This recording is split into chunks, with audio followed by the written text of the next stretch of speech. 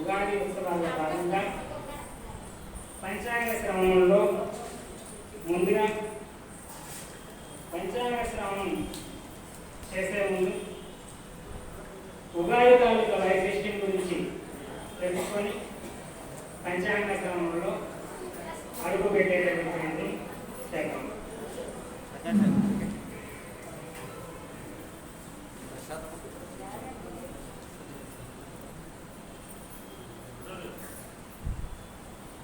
మనకి ఉగాది ఉత్సవాల్లో ప్రధానంగా ఉగాది నాడు చేయవలసినటువంటి ప్రధానమైనటువంటి కొన్ని కార్యక్రమాల గురించి మనకి శాస్త్రం చెబుతుంది. వైదికంగా మనకి సనాతన భారతీయ వాంగ్మయంలో మనకి ఋషులిచ్చినటువంటిది ప్రతి ఒక్క దాంట్లో కూడా శాస్త్రీయమైనటువంటి దాని వెనకాల లోతైనటువంటి నిగూఢంగా సైన్స్ ప్రతి దాంట్లోని మనకి అర్థం చేసుకోవాలని కనిపిస్తూ ఉంటుంది. దాంట్లో భాగంగానే ఉగాది నాడు మనం చేయవలసినటువంటి నియమాల్లో అసలు ఉగాది అంటే నూతన సంవత్సరాది. మనకి ఈ సంవత్సరాది అనేటటువంటిది బ్రహ్మగారి సృష్టి ప్రారంభం చేసినటువంటిది చైత్ర మాసంలో శుద్ధ భాగ్యం నాడు సృష్టిని ప్రారంభించారనేటటువంటి దాని ప్రతీకగా దీనిని యుగాది అంటారు. యుగాది కాలక్రమేణా ఉగాదిగా మారింది. అంటే ఈ ఉగాది తాలూకా విశిష్టం ఏంటంటే ప్రకృతితో సంబంధమై ఉంటుంది. మన యొక్క తెలుగు సంవత్సరాలు మాత్రమే.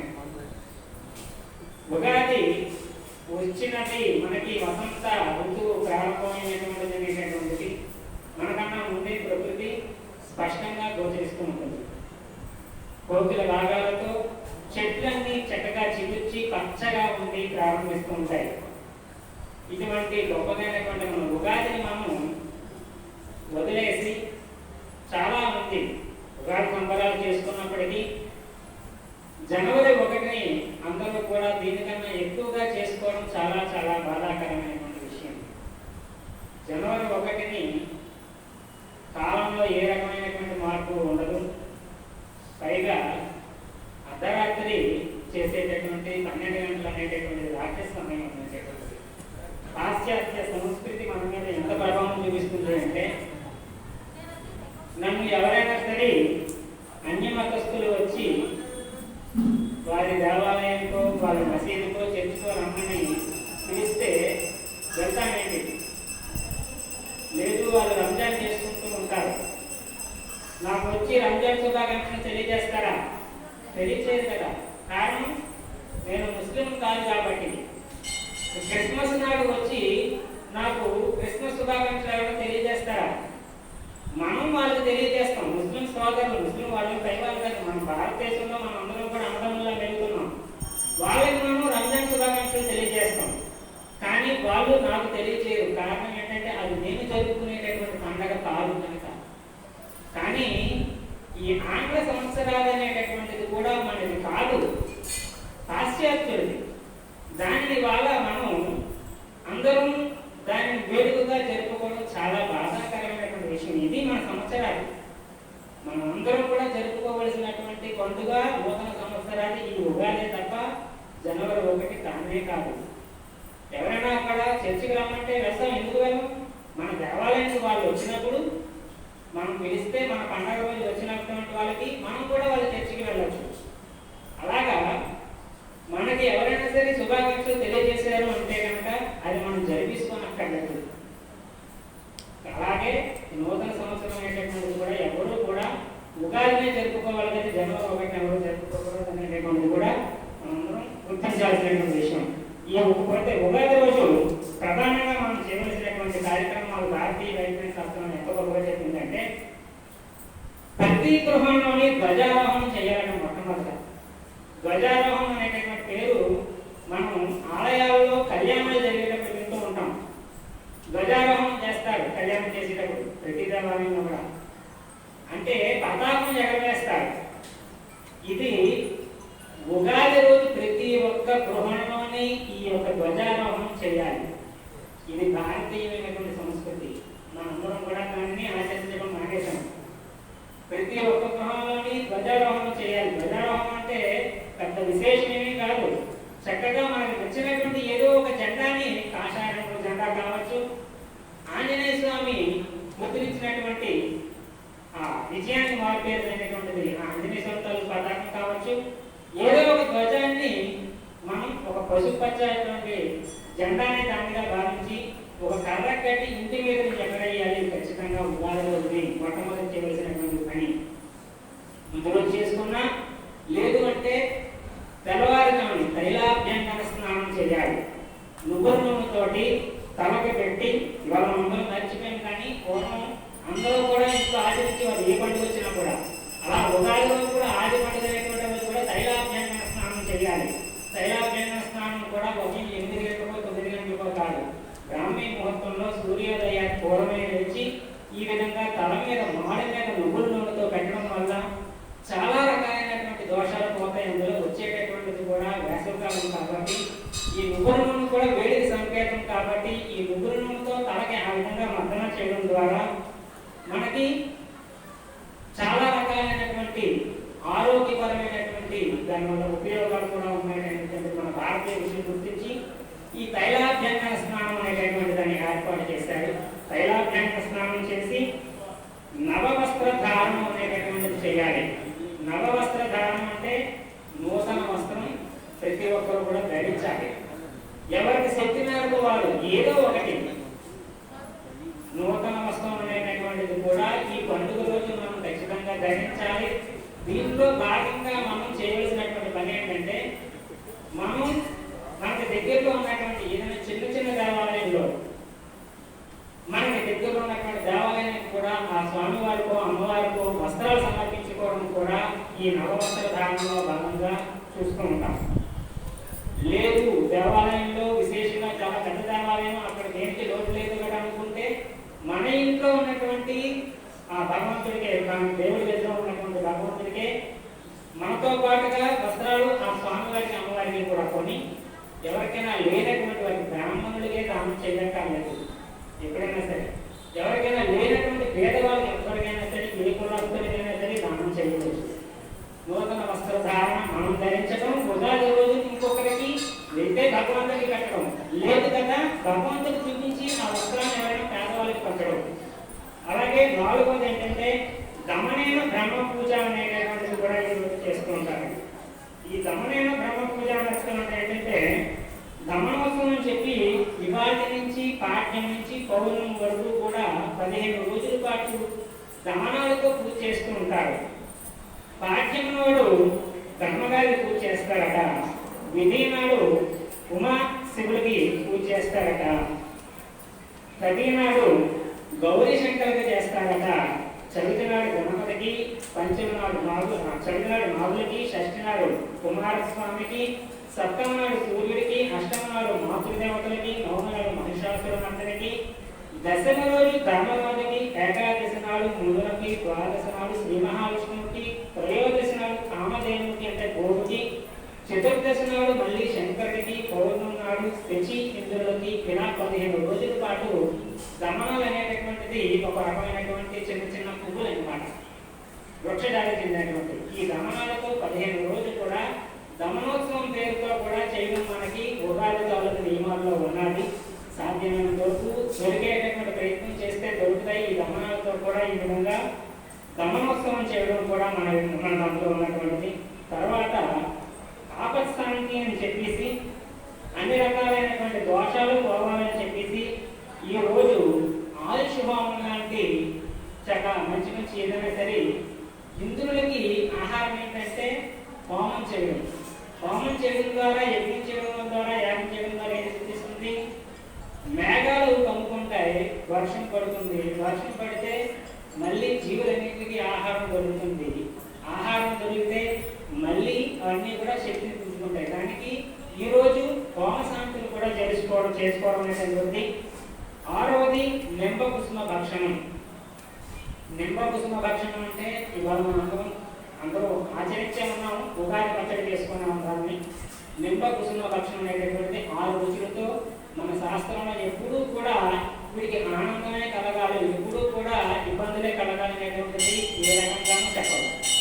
రెండూ కూడా ఏకకాలంలో తీసుకోవడం రావాలి అని చెప్పి ఈ ఉగాది నాడు కూడా పులుపు, చేదు, వగరు, తీపి అన్ని రకాల రుచులు కలిగినటువంటి 6 రకాల రుచులతో ఈ ఉగాది పచ్చడి అనేటటువంటిది మనకి నింబ కుసుమ భక్షణం అనేటటువంటిది కూడా చేస్తారు. అంటే ఎప్పుడూ కూడా మనిషి జీవితంలో ఎల్లవేళ ఆనందం ఉండదు. కష్టం వస్తే దాన్ని ఎలా తట్టుకోవాలి, ఎలా ఎదుర్కోవాలి అనేటటువంటి దాని సంకేతంగా అందులో చేదు, వగరు, పులుపులు మొదలైనటువంటివి కూడా కలుపుతూ ఉంటారు అన్నమాట. దీని ద్వారా మనం కూడా జీవితంలో ఎదుర్కోవాల్సినటువంటి సమస్యల్ని ఎలా అధిగమించాలో కూడా తట్టుకోవడానికి కూడా ఈ నింబ కుసుమ భక్షణం అనేటటువంటిది స్వామివారికి నివేదన చేసి దాన్ని స్వీకరించడం. ఏదోది పంచాంగ శ్రవణం. ఉగాదిలో మనం చేయవలసినటువంటి కార్యక్రమంలో పంచాంగ శ్రవణం కూడా చేసుకునేటటువంటిది కూడా అదే. ఈ పంచాంగ శ్రవణంలో భాగంగా దీనివల్ల ఏంటి సిద్ధిస్తుంది అంటే శ్రవణం అనేటటువంటిది వినడం, చదవడం, పంచాంగం చదవడం ద్వారా ఈ సంవత్సరంలో వచ్చేటటువంటిది ఎంత వర్షం ఉంది, ఎలాంటి పంటలు పండుతాయి, ఈ సంవత్సరంలో వచ్చేటటువంటి ముఖ్యమైనటువంటి ప్రయోజనాలు తెలుసుకోవడం ద్వారా, ఇబ్బందులు తెలుసుకోవడం ద్వారా దానికి తదనుగుణంగా మనం నడుచుకుంది చాలా చాలా సహకరించేదా పంచాంగ శ్రవణం చేయడం. దాంట్లో భాగంగా 8వది ప్రపాదాన ప్రారంభం. ఉగాది నియమాల్లో ప్రపాదానం అంటే ఇవాళ చలివేంద్రుని పెడుతున్నారు కదా, దానికి ప్రత్యేకంగా చేసేటటువంటిదే ప్రపాదానం. వేసవకాలం వచ్చేటటువంటిది కాబట్టి ఉగాదిలో భాగంగానే ఎప్పుడో పెట్టడం కాదు, మనం మన దగ్గరలో ఉన్నటువంటి ఏదో ఒక జీవులకి, చిన్న చిన్న పక్షులకు కానీ జంతువులకు కానీ మనం నీరు అందించినా కూడా ప్రపాదనం చేసినట్టే. కొండలతోనే పెట్టక్కర్లేదు, ఎవరికి కలిసినటువంటి వాళ్ళ విధంగా ఇంట్లో ఏదో ఒక జీవులకి తాగడానికి గట్ట కొంత నీరుని కూడా మనం అందించాలనేటువంటి ప్రకృతితో కూడినటువంటి పండుగ కాబట్టి మన చుట్టూ ఉన్నటువంటి జీవరాశులు కూడా క్షేమంగా ఉండాలనేటువంటి ముఖ్య ఉద్దేశంతో ప్రపాదనం చేయడం, మనుషులకి కావచ్చు, జంతువులకు కావచ్చు. అలాగే 9వది రాజదర్శనం చేయడం. రాజదర్శనం అంటే పూర్వం ఒక ఉండేది కాబట్టి రాజరికంలో ఉన్నప్పుడు రాజుగారి దర్శనం చేసుకున్నారు.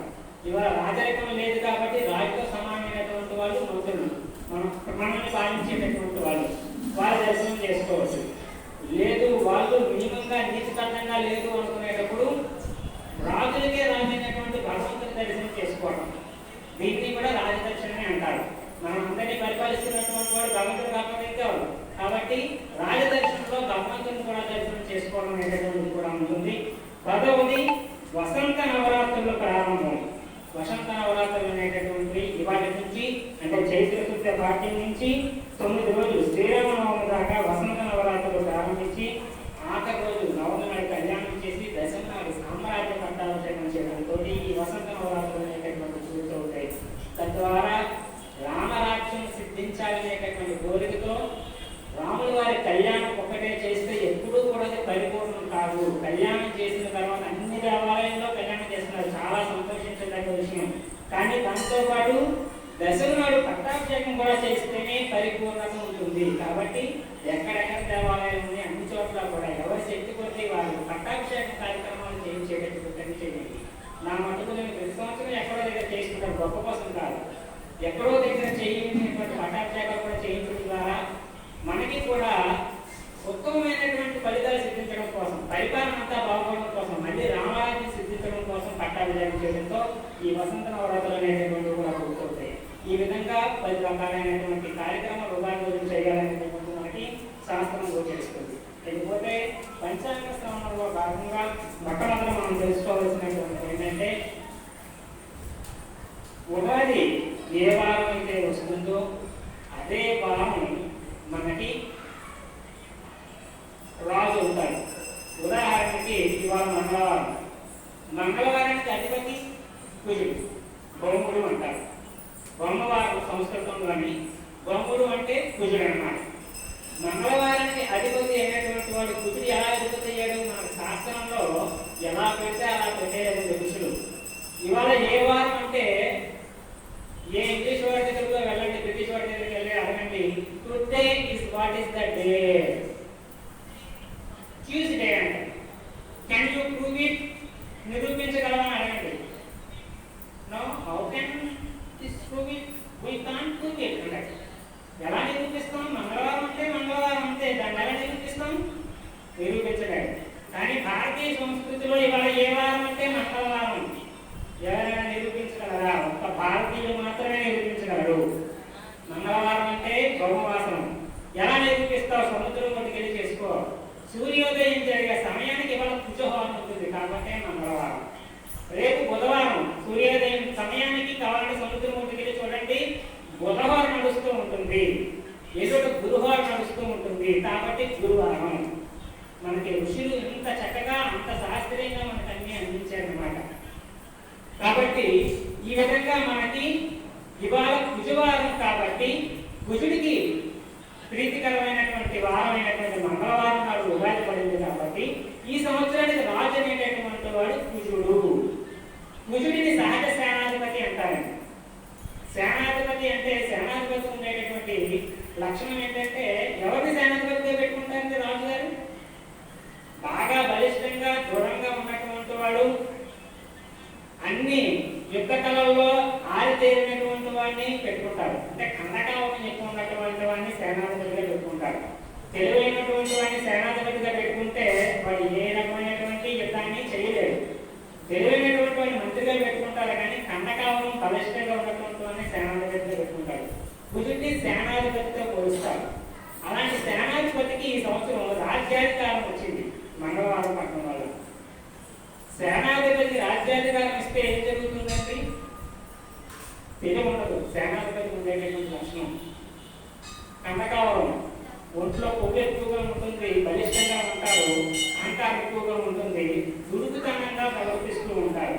అంటే ఈ సంవత్సరం అంతా కూడా కొంచెం పరిపాలన అంతా కూడా యుక్తియుతంగా కాకుండా దురుకుతనంతో చేసే విధంగా ఉంటుందని మనం ఈ పౌర్ణవారం కుజుడికి రావడం వల్ల రాజ్యాధికారం ఆ రకంగా ఉంటుందనేటటువంటి మనం అందరూ గ్రహించవచ్చు. తర్వాత మంత్రి అనేటటువంటి వాడికి సంవత్సరం బుధుడికి అధికారం వచ్చిందండి. మంత్రిగా మంత్రి అనేటటువంటి వాడికి బుధుడికి ఎప్పుడైతే అధికారం వచ్చిందో బుధుడిని మేధావితో పోలిస్తారండి, వర్తకుడితో పోలిస్తారు. వర్తకులకు ఉండేటటువంటి ముఖ్య లక్షణం ఏంటంటే బ్రెయిన్ ఎప్పుడు యాక్టివ్గా ఉంటుంది, బుద్ధి ఎప్పుడు కూడా చాలా విశేషంగా ఉంటుంది, తెలివితేటలు ఎక్కువగా ఉంటాయి. తెలివితేటలు ఉన్నటువంటి వాడికి మేధావికి మంత్రిత్వం రావడం వల్ల పరిపాలన బాగుంటుంది అనుకుంటున్నాం. కానీ ఈ యొక్క రాజు అయినటువంటి కుజుడికి మంత్రి అయినటువంటి బుధుడికి పరస్పర విరుద్ధం ఉండడం వల్ల రాజుకి మంత్రికి ఎప్పుడూ కూడా అన్యోన్యతమైనటువంటి పరస్పరం సహకారం లేకపోవడం వల్ల ఇద్దరి మధ్యని ఘర్షణ జరుగుతుండడం వల్ల కొంత పరిపాలన ఇబ్బందులు వస్తున్నప్పటికీ రాజు దుడుకుగా వెళ్తున్నప్పటికీ కూడా ఈ బుధుడు వాడిని ఆపుతూ కొంత అలా వెళ్ళొద్దు, ఇబ్బందులు పడతాము, ఈ రకంగా వెళ్తాం అనేటటువంటిది పట్టుకొని లాగుతూ పరిపాలన చక్కగా జరగడానికి కొంత ఈ మంత్రి గారు సహకరిస్తారనేటటువంటిది మనం అర్థం చేసుకోవాల్సి ఉంటుంది. అలాగే ఈ సంవత్సరం రాజు మంత్రి తర్వాత సేనాధిపతిగా కూడా మళ్ళీ కుజుడికి అధికారం వచ్చిందండి. సేనాధిపతిగా మళ్ళీ కుజుడే అవుతున్నాడు.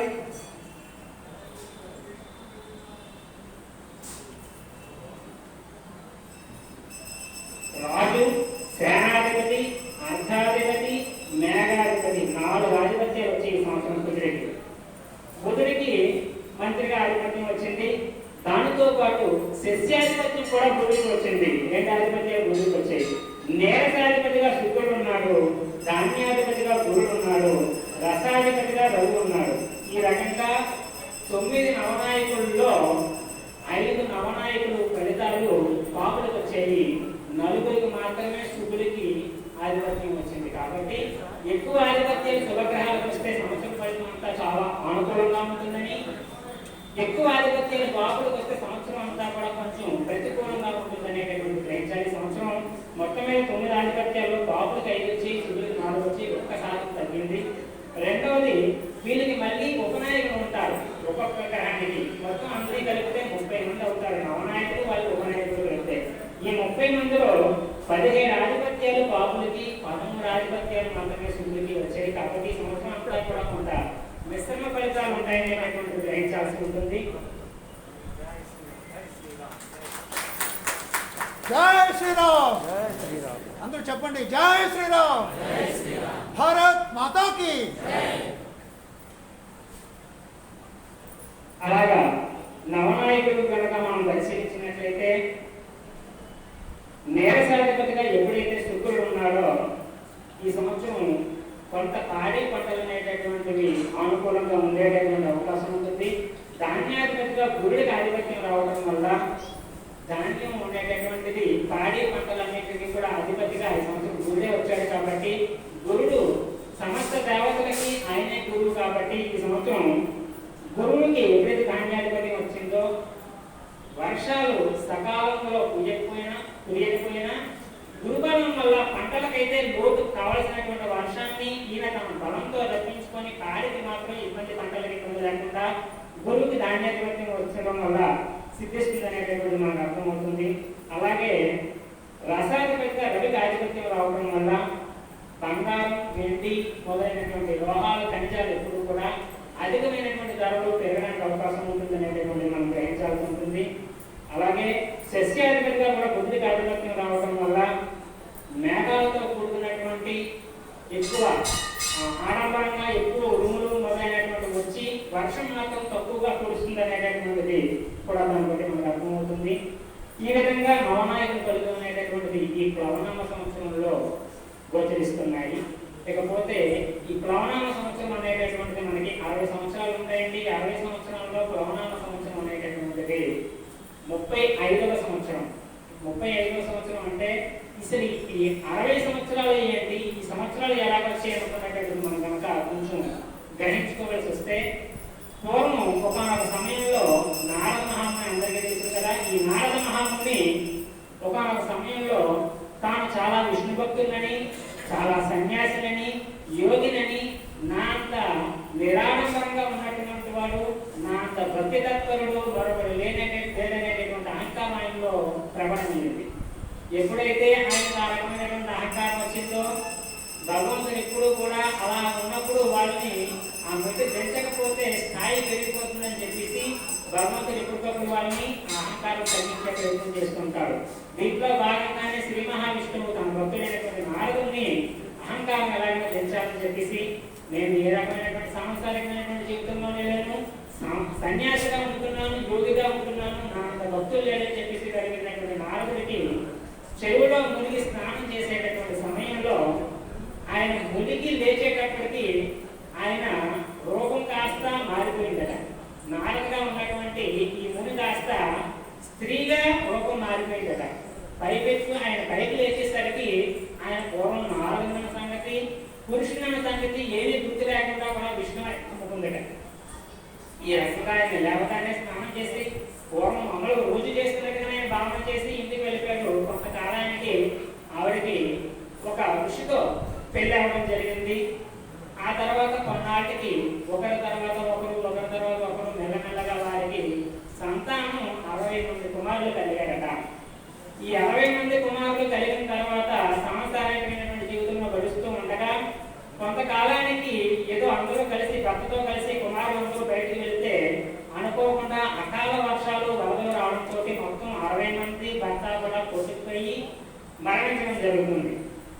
ఈవిడ ఆ భర్త ఏకకాలంలో పిల్లలందరూ చనిపోయినటువంటి సంగతిని తట్టుకోలేక విపరీతంగా ఏడుస్తూ రోధిస్తూ, నేను నా యొక్క శరీరాన్ని కూడా నేను వదిలేస్తాను, నాకు ఎవరూ లేరు, ఇంకా నేను వాళ్ళ కోసమే బతుకుతున్నానని చెప్పేసి ఈ యొక్క సాంసారికమైనటువంటి జీవితంలో పడి తాను ఇంకా ఏమీ మైమర్చిపోయి తనలో తానే నాకు వాళ్ళు లేకపోతే జీవితమే లేదనేసి సాంసారికమైనటువంటి బంధంలో కొట్టుకుపోయి తాను కూడా ప్రాయోపవేశం చేస్తాను నదిలో పడి అని చెప్పేసి మళ్ళీ నదిలో పడి ఏ నదిలో అయితే ఆమె ఇంతకుముందు స్నానం చేద్దాం అనుకున్నాడు అదే నదిలో వెళ్ళి చనిపోవాలని ములిగిందట. ములిగి లేచేసరికి ఒక్కసారి విష్ణుమై మళ్ళీ కమ్ముకుంది, నారదుడిగా మళ్ళీ బయటకు వచ్చాడు.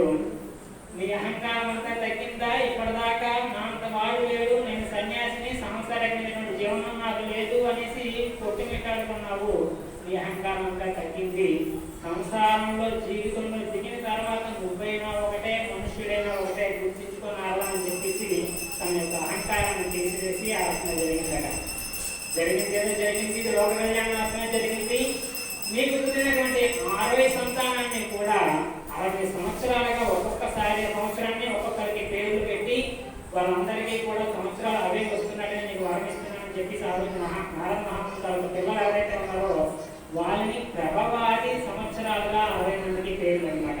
దాంట్లో భాగంగానే ఈ మనకి 60 సంవత్సరాలు వచ్చాయి. ఈ 60 సంవత్సరాలు ఎందుకండి? మనకి ఆయుర్దాయం మన తాలూకు భారతీయ వాంగ్మయంలో కూడా 120 సంవత్సరాలు. 120 సంవత్సరాలు సగం 60 అనమాట. 120 సంవత్సరాలు ఎందుకు వచ్చాయి? రవి నుంచి లెక్కేసుకుంటే మొత్తం వచ్చినటువంటి దశలన్నీ కూడా గణితం చేస్తే కలిపితే 120 వస్తాయి.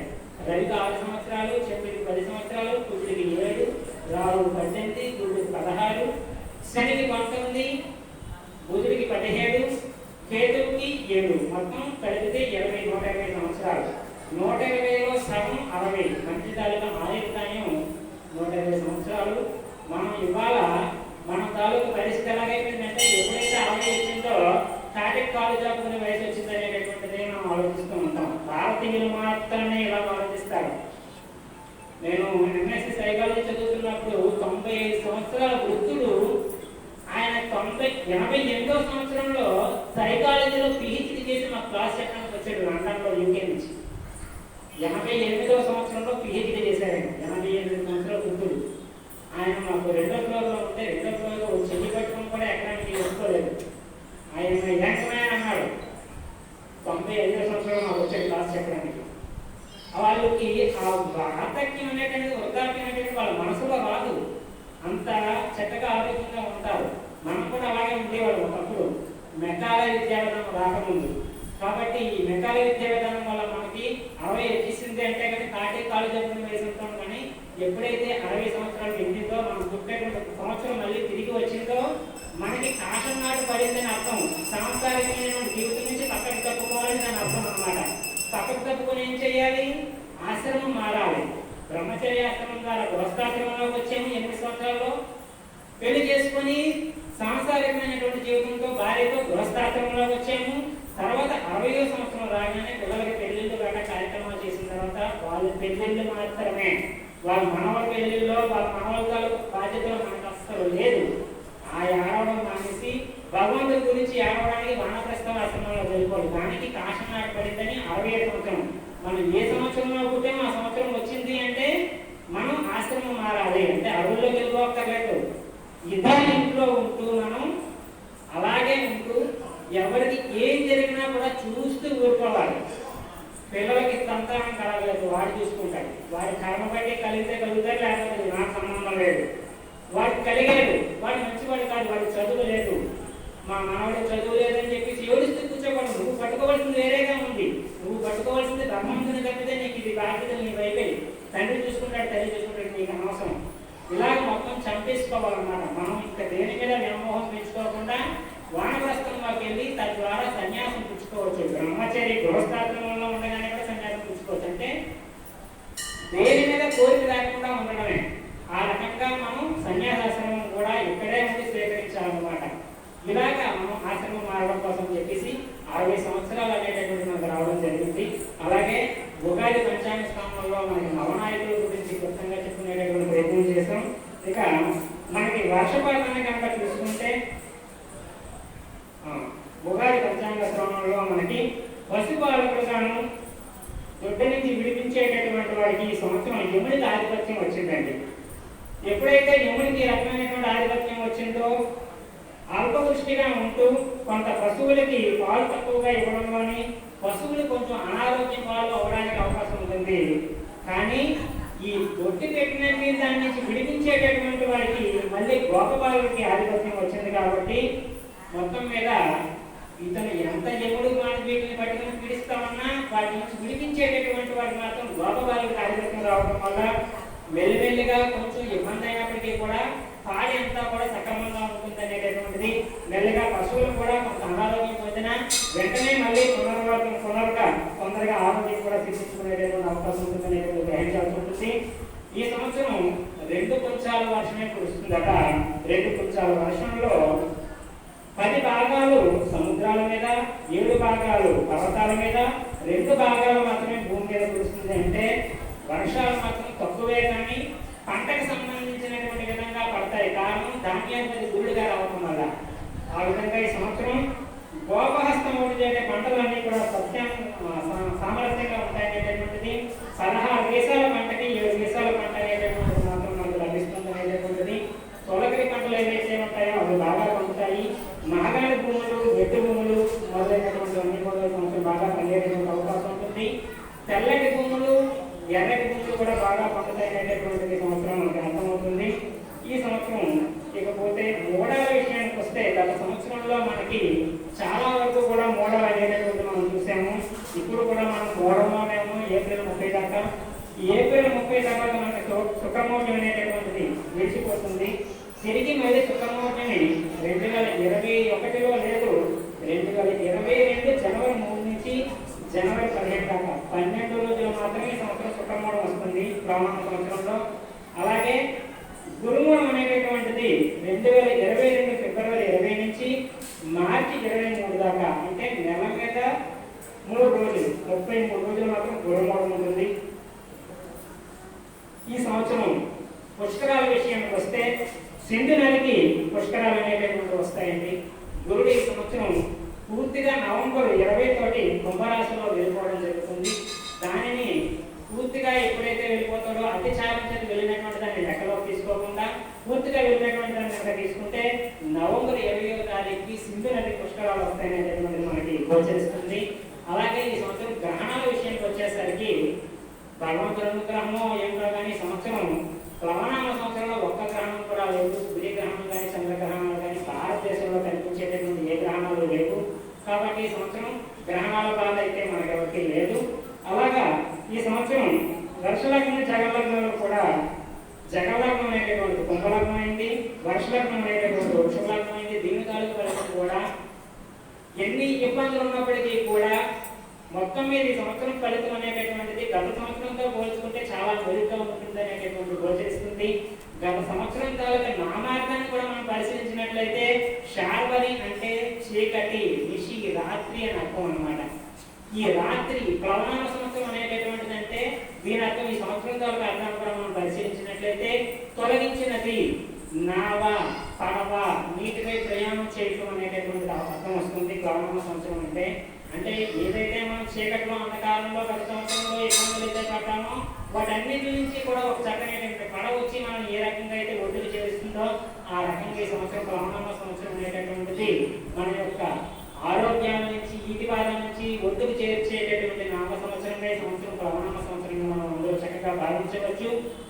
ఈ సంవత్సరం అందరికీ కూడా ఆయురారోగ్య ఐశ్వర్యాలు ఉండి చక్కగా ఈ అమ్మవారు నా తల్లి చౌడేశ్వరీదేవి, ఇక్కడ కన్యకా పరమేశ్వరీదేవి అనుగ్రహంతో అందరికీ కూడా ఆయురారోగ్య ఐశ్వర్యాలు ఇవ్వాలని కోరుకుంటూ పంచాంగ శ్రవణంలో భాగంగా రాశి ఫలితాలు వెళ్ళేటటువంటి ప్రయత్నం చేద్దాం. పంచాంగ శ్రవణం ఇంకో గంట చెప్పుకున్నా కూడా తక్కువే, కానీ మనకు ఉన్నటువంటి తక్కువ సమయంలో రాశి ఫలితాన్ని పరిశీలించేటటువంటి ప్రయత్నం చేద్దాం.